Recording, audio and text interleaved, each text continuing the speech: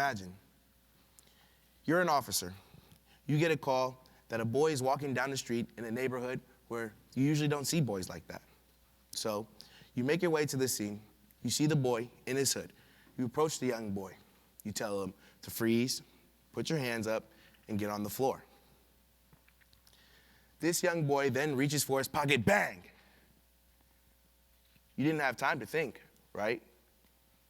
He was reaching for his gun, right? Little do you know, this boy was wearing headphones. He couldn't hear what you had to say. He couldn't hear you yell, put your hands up. He couldn't hear you yell, hit the floor. And that thing that he was reaching for was his phone. To pause the music, unplug, and listen to what you had to say. It's okay, it's okay. Another black boy off the streets. I did my service. Funny, because this boy is a 4.0 student who is getting ready to attend college in the fall. He is going to be the first, or should I say, he was going to be the first in his family to attend a 4-year university.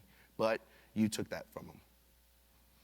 People are quick to give officers excuses, such as, oh, if the boy were to cooperate, he wouldn't have been killed. If he would have put his hands up, he would have lived. But I have a what if. What if this officer was trained for certain situations just like this? What if this officer was educated in cultural differences? What if he was educated in race relations? It's okay, it's okay. The officer will have his court date. Justice will be served. Verdict comes back, not guilty. Not guilty, not guilty, not guilty. It's crazy to think that the justice system is quick to make an example out of the young black men, but not quick to make an example out of the service officers. In a society like this, me being the young black man that I am, I'm afraid for not only myself, but for my friends, my teammates, those who look close to me, or look like me, I guess you could say. I'm afraid that we'll be the next person judged. I'm afraid that we'll be on the headlines of newspapers everywhere. I'm afraid that our stories won't be heard. So, I'm here to tell you my story. I grew up in a biracial household, with my mother being white and my father being black. At a young age, I was exposed to everything around me so clear and so smooth. And I thank my father and I thank my mother for that. At a young age, I considered myself to be wiser than my peers, I guess you could say. Because I knew what was happening in the world around me. I knew about the race and all that stuff. And it didn't help that I was an old soul either. I used to love to listen to rap and old school hip hop. My favorite was Tupac Shakur. In Tupac Shakur's song, Keep Your Head Up, he says, and now my son is getting older and older and cold from having the world on his shoulders. I felt like this line hit me in a soft spot.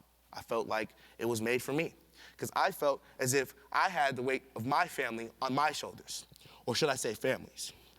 I had the weight of my black family with all the racial injustices and the racial inequalities that I faced almost every day. But I was also carrying the weight of my white family with the white privilege. Even though it didn't affect me as a person, it affected my family and those around me. Often, I see on the news people that look like me or that resemble the way I look be portrayed as the bad guy, being arrested or even worse, being shot and being killed.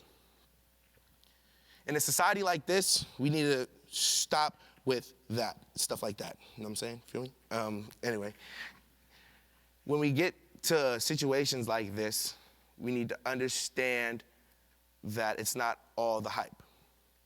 This, along with other things, inspired me to find out why people jump to conclusions, why people are so quick to judge others based on their skin or on their background or where they even come from.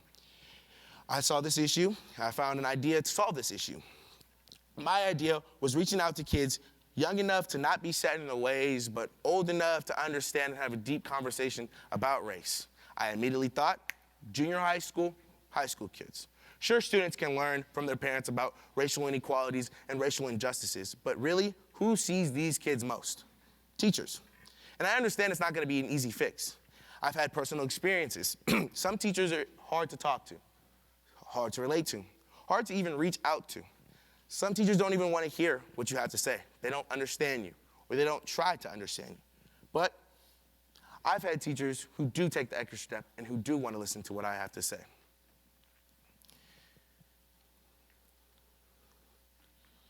Some teachers themselves say that They don't want to talk about race in a classroom environment because they are afraid that they might say the wrong things and offend the wrong people.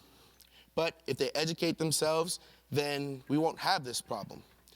Teachers understand subject matter cover to cover, but they need to look past that.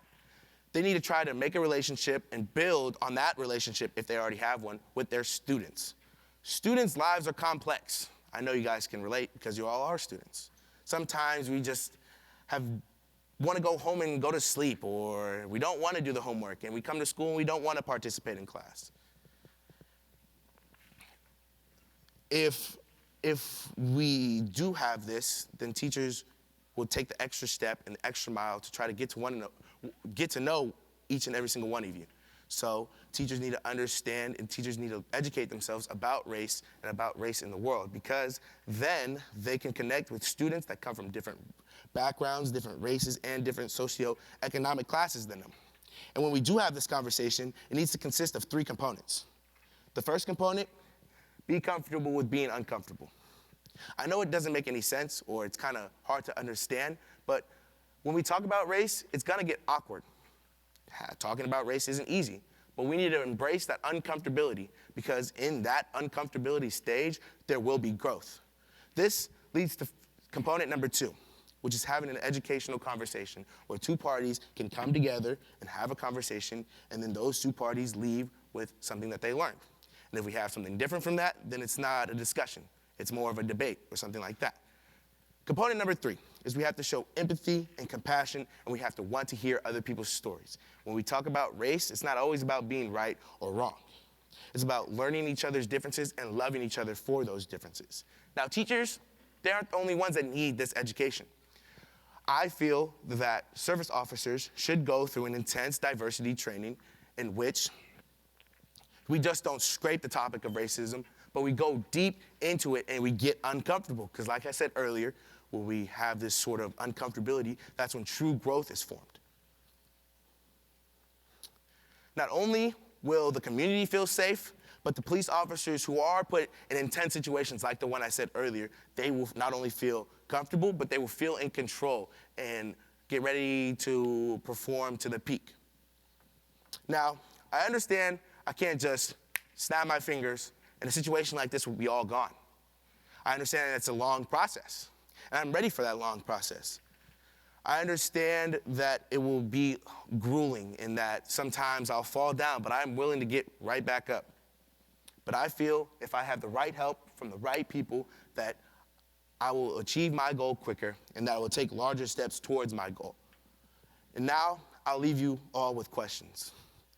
How are you gonna write your story? How are you gonna change your story? Are you gonna write your story from the sidelines, watching the change happen? Or are you gonna be right in the front line, fighting for the change?